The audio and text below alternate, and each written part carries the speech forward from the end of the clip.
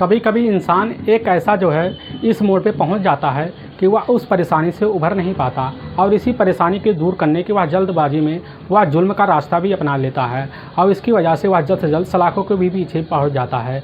इसके बाद उसका परिवार भी इसके पीछे भी तबाह हो जाता है। दोस्तों, इस घटना में आज की घटना में सेम ऐसा होता है जिसकी वजह से एक इंसान ना इस दुनिया को छोड़ के जाता है, इसकी वजह से उसका पूरा परिवार भी सलाखों के पीछे पहुंच जाता है।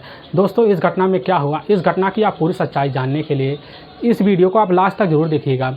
नमस्कार दोस्तों, मैं प्रदीप कुमार आपको इस टेढ़ी बात चैनल पे मैं स्वागत करता हूं। दोस्तों, आज की यह जो सच्ची घटना है, यह घटना है राजस्थान, और राजस्थान प्रदेश का एक ज़िला पड़ता है बाड़मेर ज़िला, और ठीक उसी के पास एक थाना लगता है पंचपादराय, और ठीक उसी के पास एक गांव पड़ता है पंडापुरा गांव। मैं बात कर रहा हूं 8 नवंबर 2016 सुबह का टाइम होता है। तो उसी वक्त पांडापुरा के पास ही एक जो है झाड़ी पड़ता है। उसी झाड़ी में वहाँ कुछ लोग गुजर चुके होते हैं, और गुजरने के बाद कुछ व्यक्ति पीछे होते हैं। तो वह पीछे वाले व्यक्ति होते हैं, उसी समय झाड़ी की उनकी नज़र पड़ जाती है। उसी झाड़ी में देखते हैं कि वहाँ पर एक व्यक्ति का डेड बॉडी पड़ा होता है। उसी समय वह डेड बॉडी देखने के बाद लोग जो है तुरंत ही जो है उसकी जो है अलट पलट के उसकी शिनाख्त भी करना चाहते हैं, लेकिन वहाँ के जो व्यक्ति होते हैं उसकी शिनाख्त नहीं कर पाते हैं। और उसी समय वहाँ के व्यक्ति के द्वारा वहाँ के नज़दीकी पुलिस थाने पंचपदराय में पुलिस थाने में इसकी खबर दी जाती है, जिसके बाद वहाँ की पुलिस थाने की जो टीम होती है उसी समय उस घटनास्थल पहुँचती है और उस व्यक्ति का जो है वहाँ पर मुआयना भी करना शुरू कर देती है। पता चलता है इस व्यक्ति की जो है अभी उम्र इस समय दिख रहा है कि 26 साल के आसपास इस व्यक्ति का उम्र लग रहा है। तो पुलिस जो है उसकी बॉडी को जब पूरी तरह से छानबीन करती है तो उसके बॉडी पर कई जगह जो है चोट के गहरे निशान थे, जिसकी वजह से पुलिस समझ जाती है कि इस व्यक्ति के साथ जादिया दुश्मनी निकाली गई है। पुलिस जो होती है उसी समय वहाँ के लोगों से इसका वह शिनाख्त करवाती है और इस डेड बॉडी का शिनाख्त करवाती है, क्या किसी के इसके बारे में पता है। तो वहाँ के लोग जो होते हैं उस बॉडी को देखने से पहचानने से भी इनकार कर जाते हैं, जिसकी वजह से जो पुलिस होती है उसी समय इस बॉडी का पूरी तरह से पंचनामा करने के बाद तुरंत ही उसी समय वहाँ के नज़दीकी सरकारी अस्पताल में उस समय बॉडी को पोस्टमार्टम के लिए भेज दिया जाता है।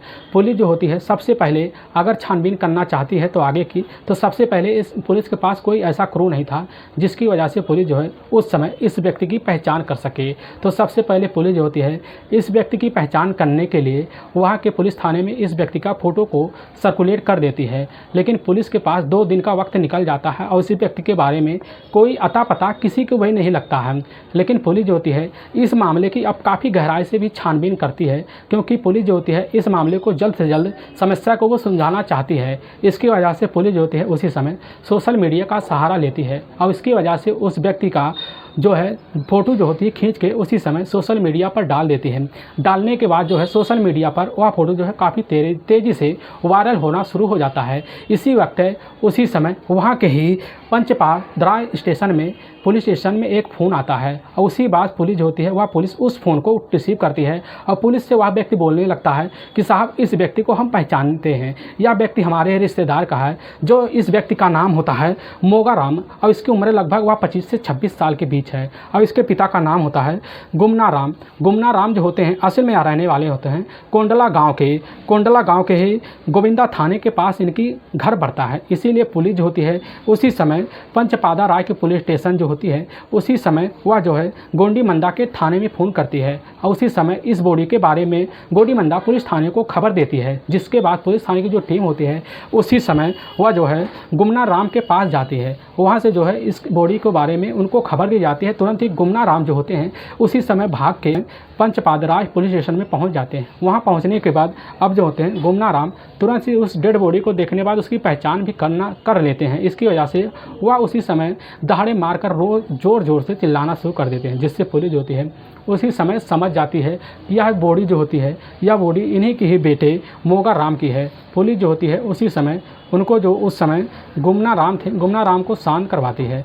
शांत करवाने के बाद उनसे पूछने लगती है कि यह सब कैसे हुआ, इतने दिन तुम पुलिस स्टेशन क्यों नहीं आए? तो गुमना राम जो होते हैं, गुमना राम कह देते हैं कि साहब हमारा बेटा जोधपुर के एक प्राइवेट कंपनी में जॉब करता है, जिसकी वजह से वह जो है हफ्ते में कभी एक बार आता है। इसकी वजह से हमें कुछ पता ही नहीं था कि हमारे बेटे के साथ ऐसा कुछ हो सकता है। इसकी वजह से हम काफ़ी जो है अपने घर में जो है इस वजह से निश्चित होकर रह रहे थे, लेकिन हमें नहीं पता था कि हमारे बेटे के साथ ऐसा क्रम हो सकता है। पुलिस जो होती है उसी समय अब जो होते हैं गुमना राम से जब यह पूछना शुरू कर देती है, तुम्हें किसके ऊपर शंका या ऐसा कौन कर सकता है? तो गुमना राम कहते हैं कि हमारे बेटे के साथ ऐसा कोई नहीं कर सकता, क्योंकि हमारा बेटा जो है वह प्राइवेट कंपनी में अपना जो है सिर्फ जॉब करने से मतलब रखता था। इसकी वजह से जब भी उसे फुर्सत मिलती वह अपने की शादी आज से 1.5 साल पहले वह लुखी गांव के रहने वाले वह होते हैं श्रवण कुमार चौधरी, उन्हीं की बेटी होती है बीरो। बीरो जो होती है वह उस समय अपने ही घर में काफ़ी अच्छे से माहौल में रहती है, लेकिन हमारी बेटी जो है उस समय 1.5 साल पहले वह जो है मोगा राम के साथ अपने ही घर रहने के लिए आ गई थी। लेकिन इसके आगे हमें कुछ नहीं पता होता है कि वह हमारे बेटे के साथ ऐसा क्या हो गया जो उसके साथ किसी ने ऐसा कांड कर दिया। पुलिस जो होती है उसी समय गुमना राम के तहरीर पर ही उस समय नामजद हत्या का मुकदमा दर्ज कर लेती है। पुलिस जो होती है इस घटना को अब काफ़ी बारीकी से जांच करना शुरू कर देती है। पुलिस सबसे पहले उसी समय मोगा राम का मोबाइल नंबर लेती है और उसका मोबाइल नंबर लेने के बाद उसका काफ़ी समय मोगा राम के मोबाइल नंबर पर फ़ोन मिलाती है। पता चलता है मोगा राम का मोबाइल नंबर अभी भी एक्टिवेट है। तो पुलिस काफ़ी ज़्यादा हैरान हो जाती है, वह सोचने लग जाती है कि यह मोगा राम का मोबाइल नंबर अभी भी चल रहा है या किसके पास होगा। उसी समय पुलिस जो होती है उसी मोबाइल नंबर पर कॉल कर देती है, और जब कॉल करती है तो जो है उसी समय मोबाइल नंबर जो होता है वह जो लेने वाला व्यक्ति होता है तुरंत ही उठा लेता है। और पुलिस जब पूछती है आप कौन, तो वह कह देता है कि साहब हम गंगा राम हैं और हम इसी जोधपुर के इलाके में रहकर प्राइवेट कंपनी में जॉब करते हैं। पुलिस जो होती है उसी समय वह बोलने लगती है कि क्या तुम मोगा राम को जानते हो? तो उसी समय वह कह देता है कि साहब हम तो इस मोगा राम को आज तक हम जानते नहीं, इसके बारे में कुछ पता नहीं है। पुलिस उसी समय दोबारा पूछ लेती है तो तुम्हारे पास यह मोबाइल कैसे आया? तो गंगा राम जो होता है वह कह देता साहब हमने यह मोबाइल जो है किसी व्यक्ति से लिया है, और यह व्यक्ति जो होता है हमारे ही करीब का रहने वाला था, हमारे ही इलाके का रहने वाला है। इसकी वजह से हम उस व्यक्ति से यह मोबाइल ले लिए हैं। पुलिस जो होती है उसी समय उस फ़ोन को काट देती है। अब उसी समय गुमाना राम से पुलिस जो है तुरंत मिलने के लिए चली जाती है। गुमाना राम से जब पुलिस दोबारा पूछना शुरू कर देती है तो उससे बोलने लगती है कि हमने जब इस नंबर बेटे मोगा राम के मोबाइल नंबर पर कॉल किया तो उसी समय मोबाइल नंबर उठाने वाला वह गंगा राम है। आखिर में यह गंगा राम है कौन? तो उसी समय गुमाना राम जो होते हैं, गुमाना राम उसी समय कह देते हैं कि साहब यह हमारे बेटे मोगा राम का ही बहुत ही जिगरी दोस्त गंगा राम है। तो पुलिस तुरंत ही शंका खा जाती है कि आखिर इसकी पहचान बताने से क्यों मना कर दिया। पुलिस उसी समय अब गंगा के ऊपर जो है काफ़ी शंका जाहिर कर देती है। उसी समय पुलिस की एक टीम जाती है, गंगा राम को उसी जोधपुर के इलाके से उसको जो है अपने कस्टडी में लेती है, और कस्टडी में लेने के बाद उसको उसी समय वह जो है वह पंचपाद राय पुलिस स्टेशन में ले आती है। उसी समय जब ले आती है उसके साथ जो है पुलिस काफ़ी कड़ाई से पेश आती है। पेश आने के बाद अब गंगा राम जो होता है पुलिस के सामने टूट सा जाता है, वह काफ़ी इतनी जो है पुलिस के सामने बेबस हो जाता है, जिसके बाद वह पूरी सच्चाई रखने के लिए पूरी तरह से अब तैयार हो जाता है। अब गंगा राम जो होता है वह बताने लगता है। गंगा राम की उम्र होती है 23 साल और यह रहने वाला होता है बटांडू गांव के ही जोधपुर के इलाके का रहने वाला होता है। तो असल में जो राजस्थान जो होता है, राजस्थान में आज से कई साल पहले जो है उस समय बाल विवाह का जो है उस समय बहुत ज़ोरों तोड़ से विवाह का प्रचलन हुआ था। तो इसी बाल विवाह के चलते ही उसी राम मोगा की शादी वहाँ के इलाके में ही वह बीरो के साथ हो जाती है। इसके बाद अब जो बीरो होती है बीरो उसी समय वह काफ़ी छोटी सी होती है। वह सिर्फ पढ़ाई लिखाई की इतनी काम में व्यस्त थी कि वह जो है अपनी ज़िंदगी काफ़ी अच्छे से गुजारना चाहती थी। लेकिन बाल विवाह होने के बाद भी मोगा राम जो है उसी समय वह बीवो को छोड़ना भी नहीं चाहता था। इसके लिए वह मजबूर होकर मोगा राम बीवो को छोड़कर जो है अपने घर चला आता है। अब जो बीवो होती है वह उस समय पढ़ाई करने के लिए अपने काम में दिनों रात लगी रहती है, लेकिन उसका जो पढ़ाई का सिलसिला होता है यह काफ़ी अच्छे से चलना शुरू हो जाता है। इसी समय अब जो होती है वीरो उसी समय वह पढ़ाई के सिलसिला इस तरह आगे बढ़ा लेती है कि वह अपने स्कूल में काफ़ी टॉप आने लगती है। इसकी वजह से जब वक्त गुजरने लगता है, लेकिन ठीक आज से 1.5 साल पहले उसी समय वीरो का जो है गौना भी हो जाता है। उसी समय मोगा राम के साथ वीरो जाती है और उसके घर जाने के बाद वह अपने ससुराल में जाकर वीरो जो होती है काफ़ी अच्छे से रहना शुरू कर देती है। लेकिन जब वीरो के सामने यह सच्चाई आता है कि मोगा राम जो होता है काफ़ी शराब का आदी हो गया था, इसकी वजह से अब वीरो काफ़ी ज़्यादा परेशान हो जाती है। वह मोगा राम के बारे में सोचने लग जाती है कि हमारी ज़िंदगी इसके साथ आके तो बर्बाद सी लगने लगी है। इसकी वजह से अब जो होती है वीरो वह इतनी ज़्यादा परेशान हो जाती है कि वह जद्दोजहद इस ज़िंदगी को झेलना भी शुरू कर देती है। इसी बीच उस ज़िंदगी को झेलते झेलते 1 साल का वक्त निकल जाता है। और 1 साल के बाद जैसे ही वो अपने ही मायके आती है तो अपने माँ से यह सारी बात बता देती है। उसकी माँ जो होती है उसको बता देती है कि बेटी तुम्हारा घर अब वही है, तुम चाहे जैसा ही तुम्हारा पति हो, तुम्हारे अंदर ही उसको सुधारने की पूरी ताकत अपने अंदर रखना पड़ेगा। इसकी वजह से अभी वो जो होती है वह अपने माँ के घर ही रहना शुरू कर देती है। लेकिन महीनों का वक्त गुजर जाता है। इसी बीच मोगाराम जो होता है, मोगाराम एक बार भी उस समय वीवो के पास फ़ोन नहीं करता, जिसकी वजह से वीवो भी काफ़ी ज़्यादा परेशान हो जाती है, चिंता में हो जाती है कि मोगाराम आखिर किस दुनिया का आदमी हुआ, हमारे पास फ़ोन क्यों नहीं करता। लेकिन जब वीवो का मन करता तो वह मोगाराम के पोस्ट फ़ोन मिला भी लेता। लेकिन जब मोगाराम फ़ोन उठाता तो वह समय मोगाराम काफ़ी शराब की लत में हुआ था। इसकी वजह से मोगाराम जो होता है वह अपनी ज़ुबान से उस समय वीवो से बात भी नहीं कर पाता था, जिसकी वजह से वह विवा जो होती है वह इतना ज़्यादा परेशान हो जाती है कि वह अपनी मम्मी से कहती है हमें इससे जो है जल्द से जल्द छुटकारा दिलाओ। लेकिन उसकी जो माँ होती है विवा की, वह कहती है बेटी तुम्हें उसके साथ ही रहना पड़ेगा।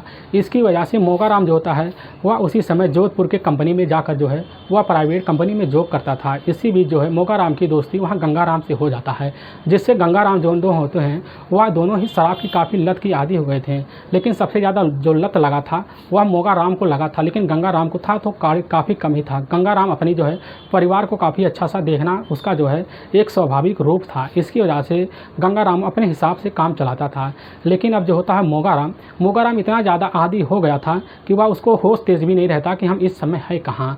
और जब भी कभी उसे गंगाराम समझाने की कोशिश करता तो उसी समय मोगाराम गंगाराम को भी काफ़ी ज़्यादा टार्चर भी कर देता, जिससे गंगाराम थोड़ी थोड़ी से दूरियाँ भी बनाने कर देता। लेकिन जब मोगाराम इतनी ज़्यादा शराब की लत हो गई थी उसको, तो एक दिन अब मोगाराम जो था परेशानी के चलते इसकी आदी होने की वजह से वह अपना मोबाइल जो है अपने दोस्त गंगाराम को बेच देता है, जिससे गंगाराम जो होता है उससे मोबाइल खरीद लेता है। लेकिन एक दिन उसकी पत्नी जो वीवो होती है वह उसी समय मोगाराम के मोबाइल पर फ़ोन मिलाती है, तो मोबाइल जो है उसी समय गंगाराम के पास होता है। गंगाराम का मोबाइल तुरंत ही उसी समय फ़ोन को रिसीव करता है। अब करने के बाद तुरंत ही उसकी जो पत्नी होती है वीवो, उसी समय वह काफ़ी मीठी आवाज़ में उस समय गंगाराम से बोलती है कि वह तुम्हारे पास यह मोबाइल कैसे आया। गंगाराम कह देता है यह मोबाइल जो है हमारे दोस्त मोगाराम ने हमसे बेच दिया, अगर तुम उससे बात करना चाहती हो तो हम जो है उससे आने के बाद हम बात करवा देंगे। तो उसी समय जो वीवो होती है, वीवो गंगाराम से कह देती है तुम अपने दोस्त को समझाते क्यों नहीं, उसको समझाते क्यों, तुम्हारे परिवार भी है, उसको भी तुम्हारे ऊपर जिम्मेदारी है। लेकिन वह गंगाराम कहता हमने इसको कई बार समझा लेकिन यह सुधरने वाला है नहीं। और उसी वजह से अब गंगाराम जो होता है वीवो की इस बात को सुनकर वह काफ़ी मदहोश सा हो जाता है। वह उसके दिल में जो है उसी समय वीवो के लिए दया सी बैठ जाती है। वह जो है वीवो से काफ़ी जो है फ़ोन पे धीरे धीरे उस समय गंगाराम भी बात करना शुरू कर देता है। इनका जो सिलसिला होते गंगाराम जो होता है वीवो से मोबाइल पर उसी समय अपना जो है कॉल पे लगना शुरू हो जाते हैं, आए दिन कॉल पे लगना शुरू हो जाते हैं। इसकी वजह से मीठी मीठी बातें करके गंगाराम जो है वीवो को अपने ही कब्जे में ले लेता है, जिसकी वजह से वीवो जो होती है उसी समय गंगाराम के भी कब्जे में आ जाते हैं। से दोनों अपनी ही बातों में इस तरह लग जाते हैं कि इन दोनों के बीच प्रेम प्रसंग भी चालू हो जाता है, या प्रेम प्रसंग का सिलसिला इस तरह बढ़ जाता है जिसमें गंगाराम जो है उसी समय वीवो को देखकर वह काफ़ी आकर्षित सा हो जाता है, उसकी तरफ खिंचा हुआ चला जाता है। क्योंकि वीवो जो थी देखने में काफ़ी जो है खूबसूरत थी, वह काफ़ी कट मिजाज की थी। इसकी वजह से गंगाराम उसकी तरह आकर्षित होता है। अब जैसे ही वीवो की माँ जो होती है उसी समय गंगाराम से मिलती है। मिलने के बाद गंगाराम से बोलती है क्या तुम हमारी बेटी के साथ शादी करना चाहोगे। गंगाराम जो होता है तुरंत ही वह हाँ भर लेता है। और उसकी माँ जो होती है लेकिन इसके लिए तुम्हें एक काम करना होगा, तुम्हें जो है उस समय वीवो को अपने पति से तलाक देना होगा। इसकी वजह से अब गंगाराम हो जाता है, वह कहता ठीक है हम अपने दोस्त से बात करेंगे। लेकिन जब वह अपने दोस्त से बात करने के लिए उस समय गंगाराम गया मोगाराम से बात करने के लिए, तो उसी समय मोगाराम जो होता है उसी समय अपने दोस्त गंगाराम को भी डांट डपोड़ देता है। वह कहता है कि हम अपनी पत्नी को तलाक दे ही नहीं सकते, क्योंकि हमारी पत्नी जो है काफ़ी खूबसूरत है, उसको अपनी ही खूबसूरती पे काफ़ी ज़्यादा घमंड है। वह हमें काफ़ी ज़्यादा शराबी भी बोलती है, जिसकी वजह से हमें काफ़ी पछतावा होता है। उसकी ज़िंदगी जो है हम अपने साथ गुजार के बर्बाद कर देंगे। इसकी वजह से गंगाराम जो होता है वह समझ जाता है कि वह अपनी पत्नी को तलाक देगा ही नहीं, और तुरंत इसकी खबर जो होता है उसी समय वीवो की माँ को दे देता है। उसकी माँ जो होती है वह तुरंत ही उसी समय गंगाराम से कह देती है कि अब तुम्हारे पास रास्ता सिर्फ एक ही बता, क्यों ना तुम उस समय मोगाराम को ही अपने ही रास्ते से हटा दो, जिससे तुम्हारा जो रास्ता होगा यह आसान भी हो जाएगा और तुम्हारी दोनों की शादी हम जल्द से जल्द कर देंगे। अब इसी जो है वह तुरंत ही अब गंगाराम जो होता है वह एक प्लान बनाता है। उसी प्लान के तहत गंगाराम जो होता है 7 नवंबर 2016 सुबह का टाइम होता है, वह उसी समय जाकर मोगाराम से मिलता है। क्योंकि मोगाराम जो होता है वह तब भी जोधपुर के ही प्राइवेट कंपनी में जॉब करता है। उससे बोल देता है कि चलो हम तुमको अपने गांव ठहरा लाएं। और उसी समय अब जो होता है मोगाराम तुरंत ही गंगाराम के साथ टहलने के लिए निकल जाता है। और जैसे ही वह जाने लगता है और जैसे वह जाने के बाद वहाँ पर एक ठेका पड़ता है, उसी ठेके पर गंगाराम जो होता है मोगाराम को काफ़ी ज़्यादा शराब पिला देता है, जिससे काफ़ी ज़्यादा शराब पिलाने के बाद मोगाराम काफ़ी ज़्यादा नशे में हो जाता है। तुरंत ही उसको ले जाता है, रास्ते में ले ही जाता है। जैसे उसी समय पांडापुरा पड़ता है, पांडापुरा के गांव के करीब में उसी समय वह रुक जाते हैं। और उसी समय जैसे ही वह तुरंत ही ज़मीन पर नशे की वजह से मोगाराम ज़मीन पर गिरता है तो गंगाराम जो होता है अपना गमछा निकाल कर उसी समय मोगा के गले में लगा देता है, जोर से खींच लेता है, जिसकी वजह से मोगाराम की वहीं पर ही मौत हो जाती है। और उसके जो है शरीर पर कई ज़्यादा वह एक हथियार रखता है, उसी हथियार से कई बार उसके शरीर पर वार कर देता है, जिसकी वजह से उसका जो है शरीर पूरी तरह से लहूलुहान हो जाता है। तुरंत ही वह समझ जाता है सारा काम हो गया है और तुरंत ही इसकी सूचना उसी समय वीरो को दे देता है, जिसके बाद वीरो जो होती है वह समझ भी जाती है हमारा काम हो गया है। उसकी माँ जो होती है उसी समय कह देती है ठीक है बेटे, तुमने जो किया बहुत सही कदम उठा लिया, अब तुम्हारी जब है शादी हम जल्द से जल्द करा देंगे, बस इस मामले को शांत हो जाए। लेकिन पुलिस जो होती है इस मामले को सिर्फ 5 दिन बीते ही हुए थे, तभी वह जो होता है 14 नवंबर 2016 को पुलिस जो है इस मामले की पूरी तरह से खुलासा भी कर देती है। जिसके बाद वाकई में दोस्तों जब यह पूरी सच्चाई उस समय पुलिस के सामने गंगाराम बता रहा होता है, पुलिस जो होती है उसी समय उसके ही तहरीर पर तुरंत ही पुलिस जो होती है उस समय गंगाराम और वीवो को पुलिस जो होती है उसी समय ले जाकर कोर्ट में पेश करती है। कोर्ट में पेश करने के बाद ले जाकर उन दोनों को जेल में डाल देती है। दोस्तों इस घटना का सुनाने का उद्देश्य हमें किसी को परेशान करना नहीं है, ना ही किसी को दिल को ठेस पहुंचाना है। बस आपको यह बताना है कि आप जहां भी रहें आप सावधान और सतर्क जरूर रहें। दोस्तों अगर आपको यह वीडियो पसंद आ रहा है तो इस वीडियो को आप ज़्यादा से ज़्यादा शेयर और सब्सक्राइब जरूर करें, जिससे हम आपके बहुत आभारी रहेंगे। फिर मिलेंगे नेक्स्ट वीडियो लेकर, तब तक के लिए जय हिंद जय भारत।